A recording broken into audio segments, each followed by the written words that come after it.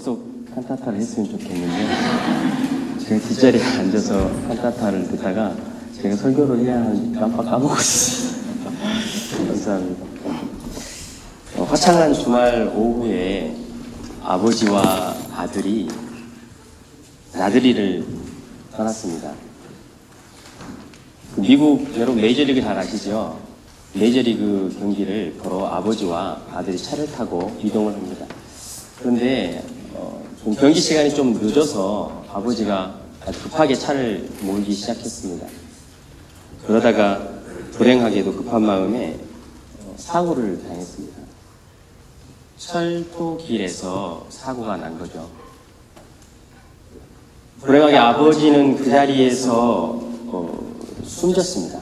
그리고 아들은 큰 부상을 입어서 인근 병원에 옮겨져서 급한 수술이 필요하게 되었습니다.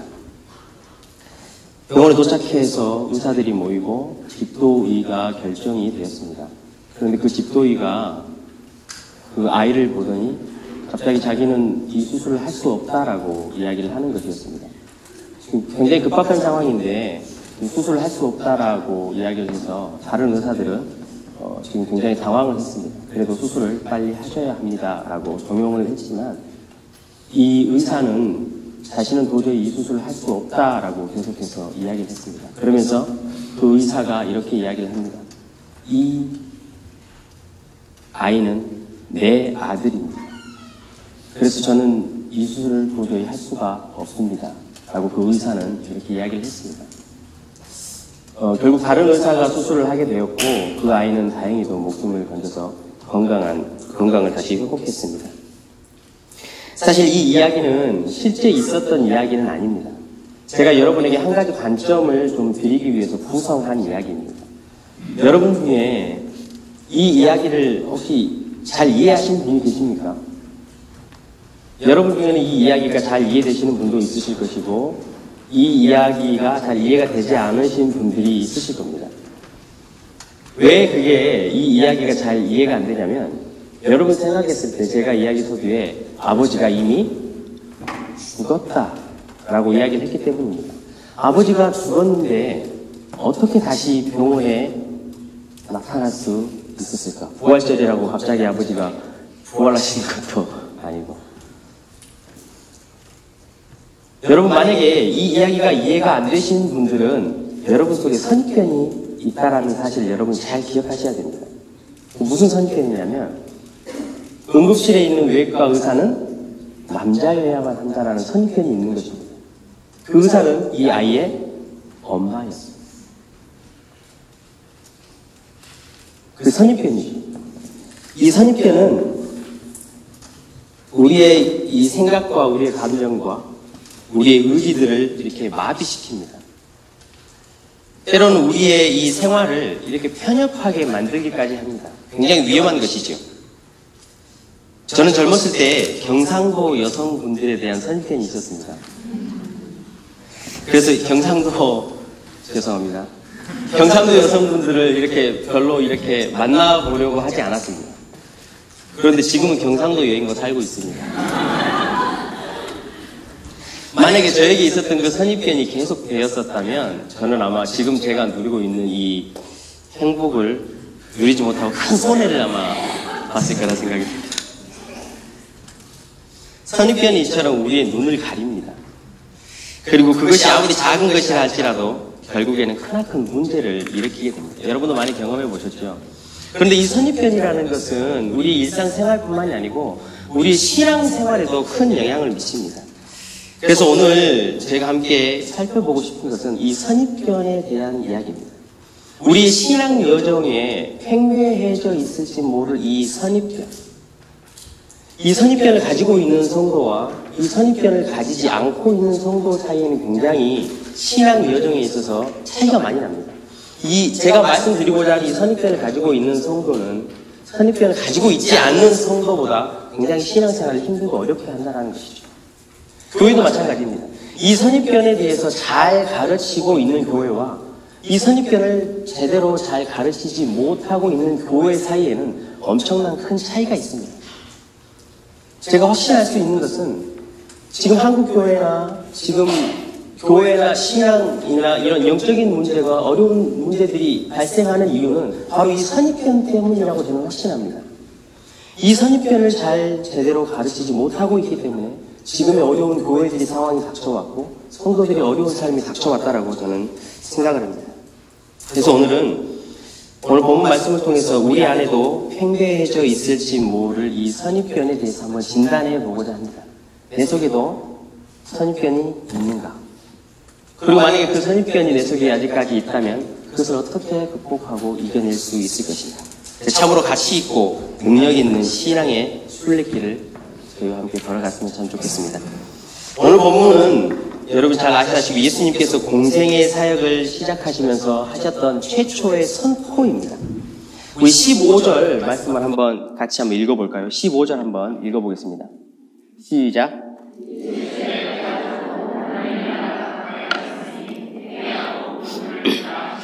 아멘. 간단 명료한 이 선포에는 예수님께서 이 땅에 오신 이유, 그리고 예수님께서 우리에게 섬김을 보여주신 이유, 그리고 예수님께서 죽으신 이유, 예수님께서 또 부활하신 이유가 이 짤막한 선포에 다 함축되어 있습니다. 그런데 문제는 오늘 우리가 읽어보았던 이 본문을, 예수님께서 선포하셨던 이 본문을 우리가 잘못 이해하게 된다면 우리의 신앙이 제가 말씀드리고자 하는 이 선입견에 잡히게 된다는 것입니다. 이런 본문이나 성경을 보고 혹은 예수님께서 죽으시고 예수님께서 부활하셨다라는 이 이야기에 대한 지금 우리 성도들이 기본적으로 가지고 있는 선입견은 이렇습니다. 이런 선입견들이 대부분 성도들이 가지고 있죠. 첫 번째, 예수님께서 부활하신 이유는 우리에게 천국행 티켓을 안겨주시기 위함이다. 그렇기 때문에 우리가 믿기만 하면 이미 우리는 천국행 티켓을 얻었으니 이제 이 땅에서의 삶은 내 요량껏 살아도 큰 문제가 없을 것이다. 그래서 이러한 이 땅의 삶을 마치고 나면 이제 나의 영생의 삶이 저기 우리가 죽어서 가는 천국에서 영생의 삶이 시작되고 저 천국에 가면 그곳에서 기쁨과 만족과 평안의 삶이 드디어 그곳에서 시작되게 될 것이다. 그러므로 저 천국에 나의 많은 상급을 쌓기 위해 이 땅에서 교회를 잘 섬기고 헌금도 많이 하고 전도도 많이 하는 신앙에 집중해야 한다. 제가 방금 읽어드렸던 이 네 가지가 기본적으로 우리 성도들이 가지고 있는 선입견입니다. 여러분은 어떠십니까? 어떠한 선입견이 혹시 있으십니까? 예수님께서 이 땅에 오신 이유, 그리고 죽으시고 부활하신 그 이유가 여러분 무엇이라고 생각하십니까? 오늘은 부활절입니다. 너무나 감사하죠. 그런데 우리가 한 가지 분명히 명심해야 할 것은 우리 예수님께서 단순히 우리에게 저 멀리 있는 천국의 티켓을 우리에게 주시기 위해 죽으시고 부활하신 것은 아니라는 사실입니다. 예수님은 저 멀리 있는 저 천국을 지금 우리가 살고 있는 이 땅 가운데서 누릴 수 있고 저 멀리에 있는 저 천국을 우리에게 지금 주시기 위해서 죽으시고 부활하셨습니다. 우리가 이 땅에서 그 놀라운 하나님의 나라를 경험하고 하나님의 천국을 경험하고 그리고 이 땅에서 그 천국의 사명을 감당하고 살다가 이제 우리가 육체의 장막을 벗을 때에 저 극치의 아름다운 천국, 그곳으로 우리를 인도하시기 위해서 예수님께서는 죽으시고 부활하셨습니다. 오늘 본문 말씀에 보면 예수님께서 이렇게 말씀하시죠. 하나님의 나라가 가까이 왔다. 그런데 여러분, 이 오늘 마가복음의 본문 말씀과 평행절인 마태복음에도 또 예수님께서 비슷한 말씀을 하신 것이 있습니다. 마태복음 4장 17절을 우리 함께 보시겠습니다. 성경을 가지신 분은 한번 찾아보시고 지금 앞을 보셔도 될 것 같습니다. 마태복음 4장 17절입니다. 죄송합니다. 한번 읽겠습니다. 시작. 예수께서 비로소 전파하여 이르시되 회개하라 천국이 가까이 왔느니라. 아멘. 오늘 본문은 예수님께서 하나님의 나라가 가까이 왔다라고 말씀하셨습니다. 그런데 예수님이 마태복음에서는 다시 이렇게 말씀하십니다. 회개하라 천국이 가까이 왔다. 예수님께서 오신 것이 곧 하나님의 나라가 임한 것입니다. 그리고 그 하나님의 나라가 오늘 본문에 보신 이 마태복음 말씀에 보신 것처럼 천국을 이야기합니다. 성경에서 천국과 하나님의 나라는 그렇기 때문에 같이 쓰이고 있습니다. 마태복음 12장 28절은 이렇게 기록합니다. 믿고 성령을 받은 자에게는 하나님의 나라, 곧 천국이 이미 임한 것이다. 이렇게 말씀하셨죠. 하나님의 성령을 힘입어 귀신을 쫓아내는 것이면 하나님의 나라가 이미 너희에게 임했다. 성령을 받은 자에게는 이미 하나님의 나라인 천국이 우리 속에 임한 것입니다. 누가복음 17장 20절 21절도 계속해서 이야기합니다. 우리가 너무나 잘 아는 말씀이죠. 하나님의 나라는 볼 수 있게 임하는 것이 아니요 여기 있다 저기 있다 하는 것이 아니고 어디에? 너희 안에 있느니라. 마태복음 13장 31절 33절의 말씀은 이렇게 시작합니다. 천국은 마치라고 시작합니다. 그러면서 겨자씨와 누룩을 이야기하죠. 겨자씨와 누룩의 특성상 예수님께서 말씀하신 이유는 점점 퍼진다라는 것입니다. 천국은 저 멀리 있는 것이 아니고 우리 속에 이미 임해서 그 천국이 점점 누룩처럼 퍼진다라는 것을 이야기하는 것입니다. 우리가 생각하는 것, 우리가 생활하는 것, 우리가 가치관을 가지고 삶을 살아가는 것 하나하나가 하나님의 말씀 앞에 순종하게 될 때 우리 속에 하나님의 나라가 퍼지는 것입니다. 하나님의 말씀에 맞추어서 우리의 삶의 것들이 조금씩 변화되어지고 우리의 삶의 구체적인 구석구석이 하나님 말씀에 맞춰서 조금씩 성화되어져 갈 때 이것을 우리는 일컬어 천국이 내 안에서 퍼지고 있다라고 이야기를 합니다. 그렇기 때문에 예수님께서 이렇게 말씀하시는 것을 보면 천국은 우리가 죽어서 가는 저곳이 아닙니다. 그곳만은 아니라는 것이죠. 천국은 이미 우리가 예수 그리스도를 믿고 성령이 우리 속에 임하시면 우리 속에 하나님의 나라인 천국이 임하는 것입니다. 그리고 그 천국은 이 겨자씨와 누룩처럼 점점 커진다라는 것이죠. 이러한 천국이 내적인 변화뿐만이 아니고 외적인 변화도 동일하게 일어납니다. 이렇게 내적으로 하나님의 나라와 천국이 변해되어가는 사람을 통해서 그 천국의 복음이 전해질 때에 내 가정과 내 이웃과 내 직장에 있는 그 모든 사람들에게 하나님의 나라인 천국이 동일하게 펼쳐진다라는 것입니다. 그래서 마태복음 6장 10절에는 이렇게 말합니다. 나라가 임하시오며 뜻이 하늘에서 이루어진 것 같이 땅에서도 이루어지이다. 그 하나님의 나라가 저기 먼 하늘나라에서만 이루어지는 것이 아니고 우리의 인생 가운데 우리의 엄연한 현실 가운데 구체적으로 이미 일어나고 있다는 것입니다. 예수님께서 죽으시고 부활하신 이유는 정말로 말로 형용할 수 없는 저 아름다운 천국을 우리 인생 가운데 우리의 이 땅의 삶 가운데 주시고자 하기 위해서 죽으시고 부활하신 것입니다. 천국은 우리가 죽어서야 비로소 가는 곳이 아닙니다. 그 극치의 아름다운 그 천국을 이 땅에서 우리는 이미 경험할 수 있고 경험하고 있는 것입니다. 그렇다면 지금 여러분의 심령 가운데 그리고 이 교회와 여러분의 가정과 여러분의 직장 가운데 이루어져 가고 있는 이 천국은 어떤 모습일까요? 여러분 지금 어떤 천국을 경험하고 계십니까? 하나님의 나라, 우리 영어로 말하면 우리 청년들과 학생들을 위해서 Kingdom of God. 하나님의 나라는 영어 성경에 보면 Kingdom of God이라고 되어 있습니다. 이 Kingdom이라는 말은 King's Dominion이라는 뜻입니다. 다시 말하면 왕의 통치라는 의미죠. 왕의 지배라는 의미입니다. 다시 말하면 그 나라는 그 왕의 속성대로 이루어지는 것입니다. 이명박 대통령께서 대한민국을 통치하실 때는 그 나라가 이명박 대통령의 속성대로 이루어집니다. 지금 박근혜 대통령께서 대한민국을 통치하시면 박근혜 대통령의 속성대로 그 나라는 이루어지는 것입니다. 그것을 우리는 그 나라의 통치라고 이야기합니다. 그렇다면 하나님의 나라 이 천국은 하나님의 속성이 곧 그 나라인 것입니다. 하나님의 나라는 하나님의 속성이고 그것이 곧 하나님의 나라 천국인 것입니다. 따라서 우리에게 지금 임해 있는 이 천국이 어떤 모습이고 어떤 것인지를 알기 위해서는 우리는 하나님이 어떤 분이신가를 먼저 분명히 알아야 합니다.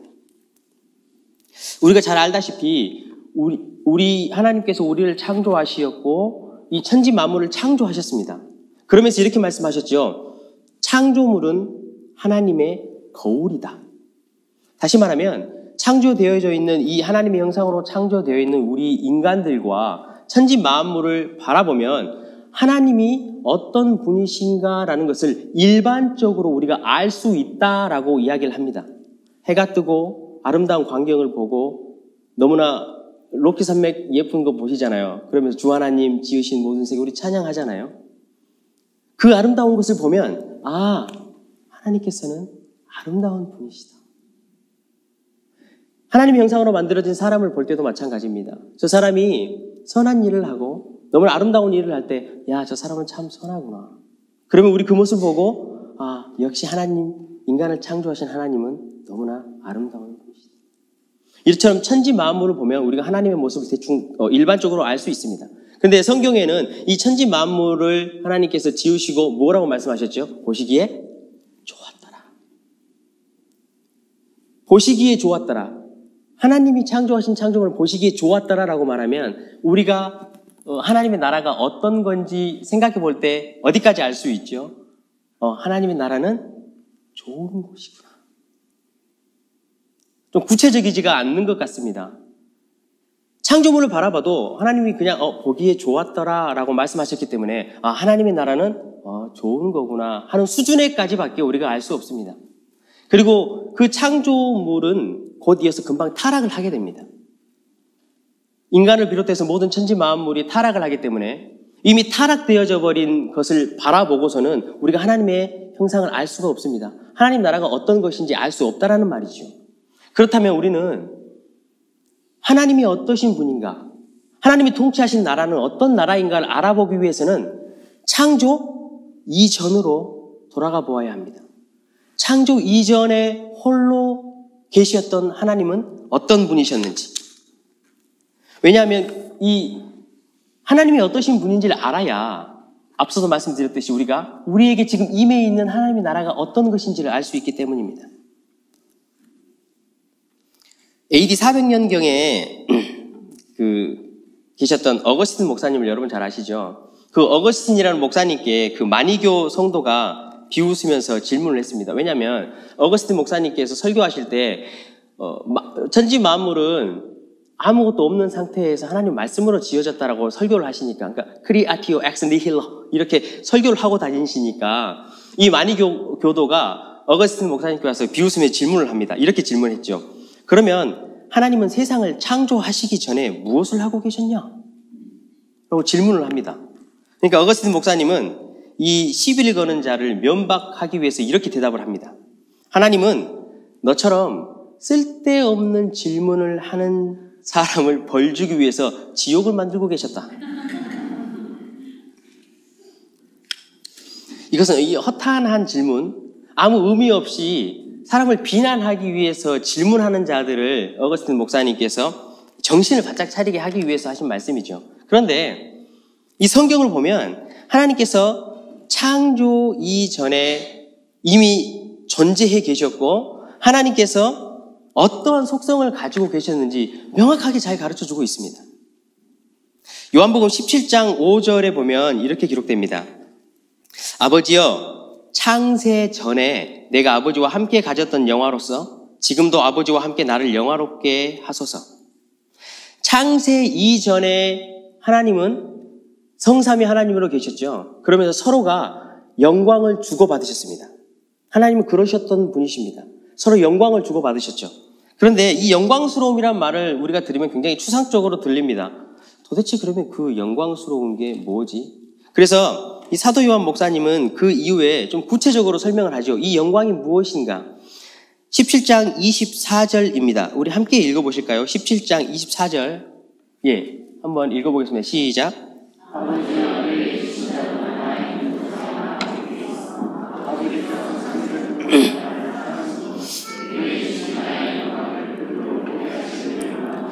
아멘. 창세전에 하나님은 어떠신 분이셨죠? 사랑하시는 분이셨습니다. 그래서 어떻게 우리를 사랑하셨냐면요. 에베소서 1장 4절에 보면 이렇게 기록됩니다. 창세전에 그리스도 안에서 우리를 택했다. 이미 창세 전에 우리를 택하셨다라고 말씀합니다. 그런데 이 택하시는 것을 어떻게 하셨냐면 요한계시록 13장 8절에 이렇게 기록됩니다. 죽임을 당한 어린 양의 생명책에 창세 이후로 이름이 기록되지 못하고 이 땅에 사는 자들을 다 짐승에 경배하리라. 이렇게 기록됩니다. 이 말은 무슨 말이냐면 천지를 창조하시기 이전에 어린 양이셨던 예수 그리스도께서 이미 죽임을 당하셨다라는 말씀입니다. 이미 창세전에 천지를 창조하시기 이전에 우리 어린 양이셨던 예수 그리스도께서 스스로 먼저 죽임을 당하시고 부활하시기로 작정하신 이후에 그 죽음을 통하여 우리를 선택하신 사랑을 보이셨다는 겁니다. 우리가 선택된 것이 이렇게 아름다운 것입니다. 우리가 지금 이 자리에 앉아 있는 것이 그렇게 우리 주 예수 그리스도의 놀라운 사랑의 바탕을 두고 있다는 것입니다.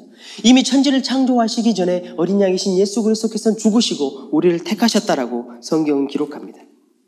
이것을 종합해 보면 우리 하나님은 사랑이십니다.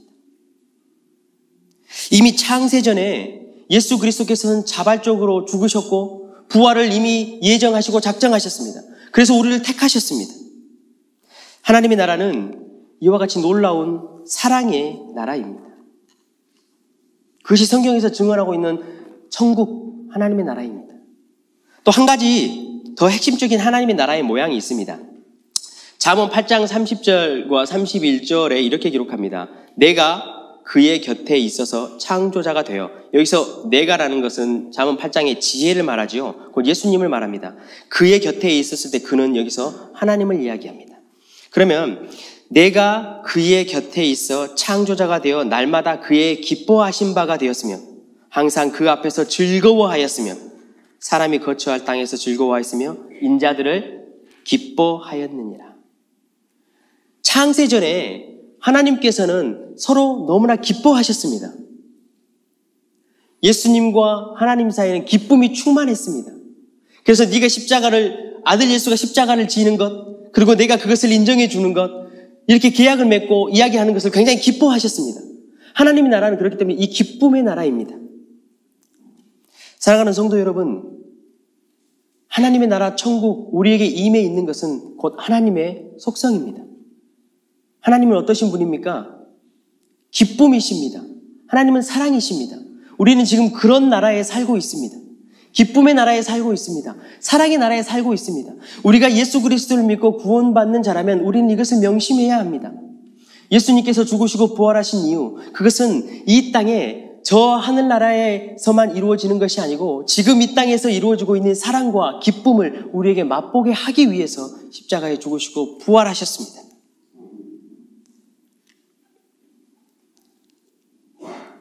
이것이 우리가 살아가고 있는, 우리에게 임해 있는 천국입니다.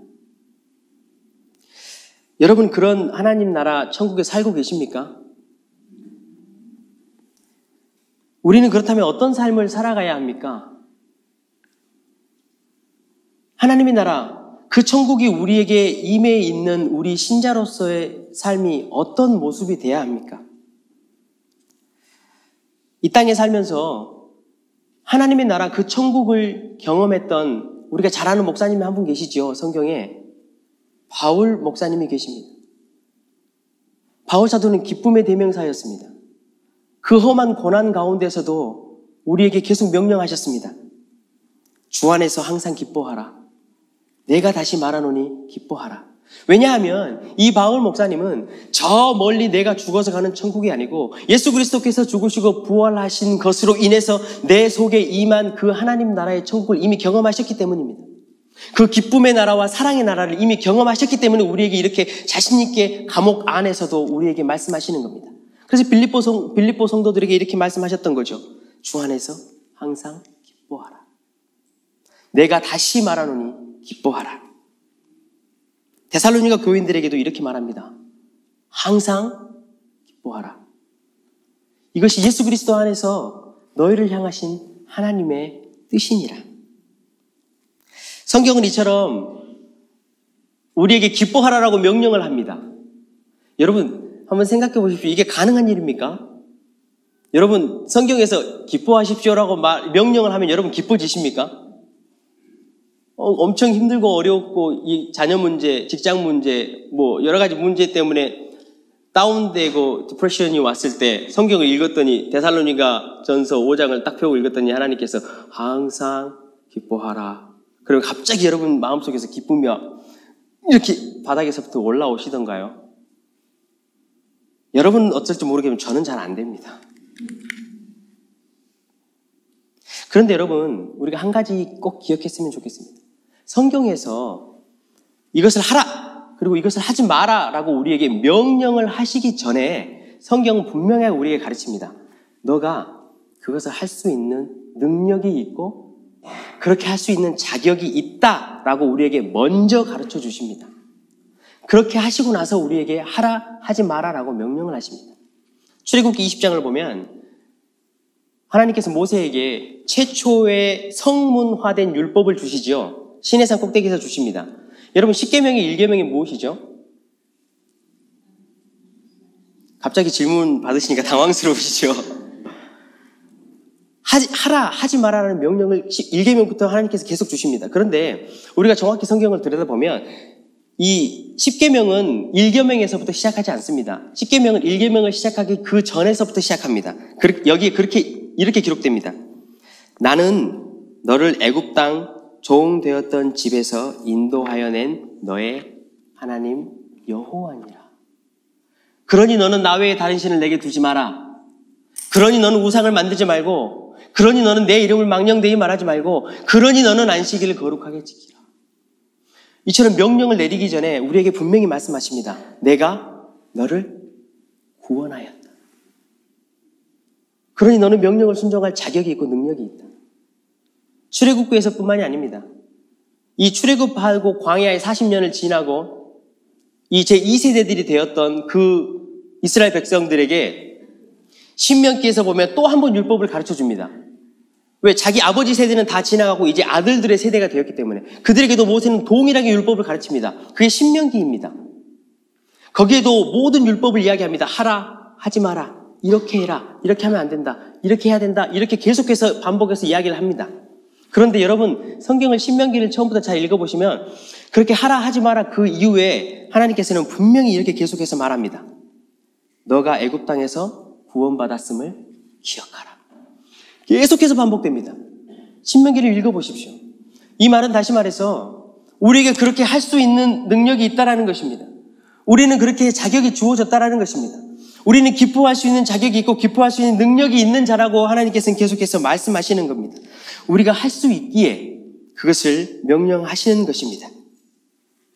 그런데 우리가 우리의 삶 가운데 환난과 어려움 가운데에서 기뻐하지 못하는 이유가 있습니다. 그게 무엇이냐면 이 성경에서 말하는 기뻐하라라는 이 의미가 무엇인지 우리가 정확하게 알지 못하기 때문에 그렇습니다. 우리는 기뻐하라라고 성경에서 명령을 드리면 기쁠 일이 있어야 기뻐하는 것, 내 자녀가 대학에 떨어지면 슬프고 내 자녀가 좋은 대학에 가면 기쁜 것, 내가 직장에 진급을 하면 기쁘고 직장에 진급을 하지 못하면 기쁘지 않는 것, 이것이 우리가 이 땅 가운데 살아가면서 가지고 있는 기뻐하라의 기준입니다. 그것 또한 선입견이죠. 그런데 성경에서 말하고 있는 기뻐하라라고 명령하는 것은 그 기쁨이 아닙니다. 앞서 우리가 읽었던 잠언서에 보면 예수님과 하나님이 기뻐하셨다라는 이야기가 우리가 나왔었죠. 여기서 이 기뻐하다라는 이 기뻐함의 의미는 무엇이냐면 제의적인 기쁨입니다. 그리고 종말 때의 그 기쁨을 이야기합니다. 그리고 사도 바울 목사님께서 우리에게 항상 기뻐하라 라고 말했던 이 기뻐하라, 그리고 내가 다시 너희에게 말하노니 기뻐하라 말했던 것, 그리고 로마 교인들에게 하나님의 나라는 먹는 것과 입는 것에 있지 아니하고 성령 안에서 있는 의와 화평과 희락이라 라고 말했던 이 희락, 이 기뻐함, 이 기뻐함의 의미는 카라라는 단어를 여러분 사용합니다.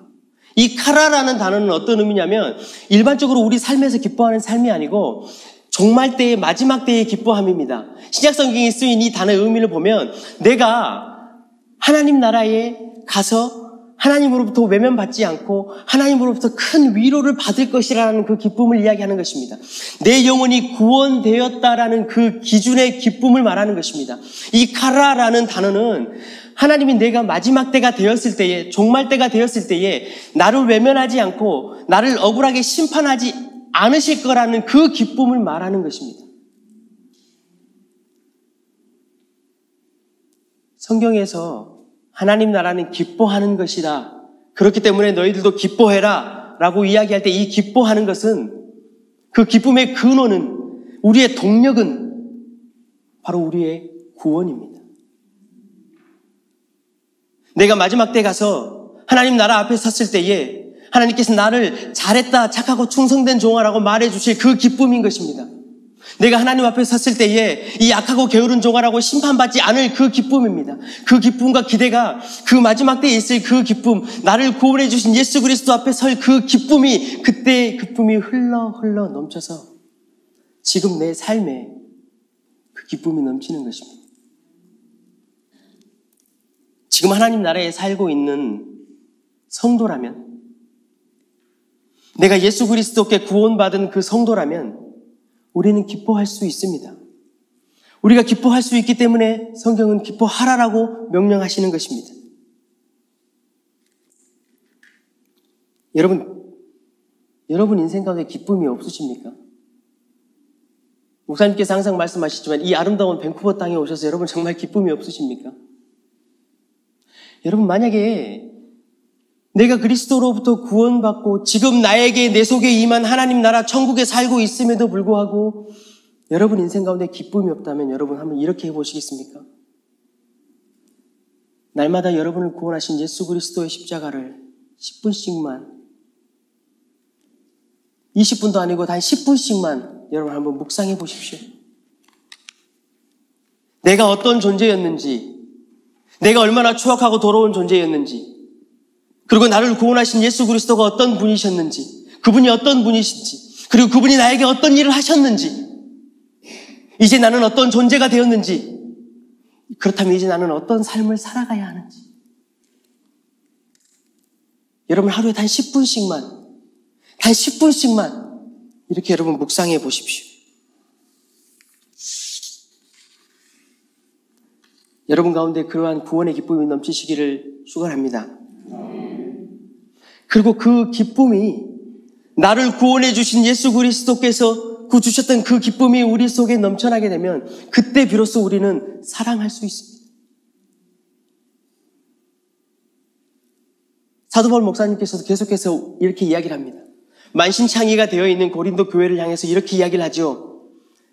예수 그리스도의 사랑이 우리를 강권하시는도다.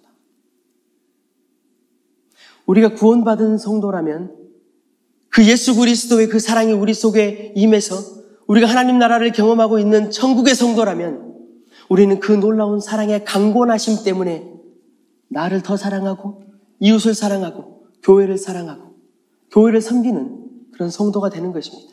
이것이 바로 하나님 나라 천국을 누리는 삶의 모습입니다. 말씀을 맺겠습니다.